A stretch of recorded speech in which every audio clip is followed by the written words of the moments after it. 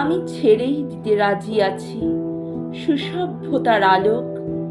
আমি চাই না হতে নববঙ্গে নবযুগের চালক। আমি নাই বা গেলাম বিলাত, নাই বা পেলাম রাজার খিলাত। যদি পরজন্মে পাইরে হতে ব্রজের রাখাল বালক, তবে নিভিয়ে দেব নিজের ঘরে সুসভ্যতার আলোক। যারা নিত্য কেবল ধেনু চড়ায় বংশী বটের তলে, যারা গঞ্জা ফুলের মালা গেথে পরে পড়ায় গলে, যারা বৃন্দাবনের বনে সদাই শ্যামের বাঁশি শুনে, যারা যমুনাতে ঝাঁপিয়ে পড়ে শীতল কালো জলে, যারা নিত্য কেবল ধেনু চড়ায় বংশী বটের তলে।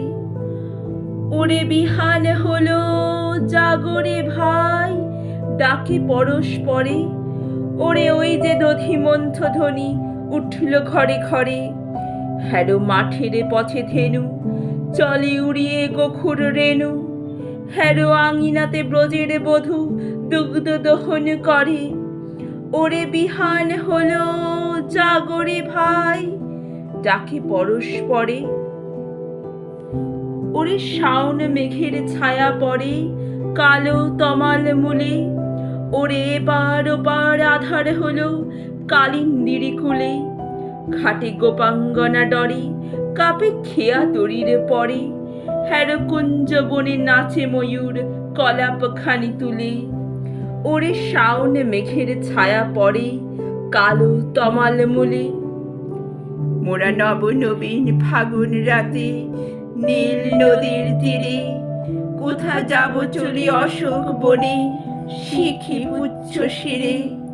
যবে দোলার ফুল রশি দিবে নিব শাখায় কষি, যবে দক্ষিণ বায়ে বাঁশির ধ্বনি উঠবে আকাশ ঘিরে।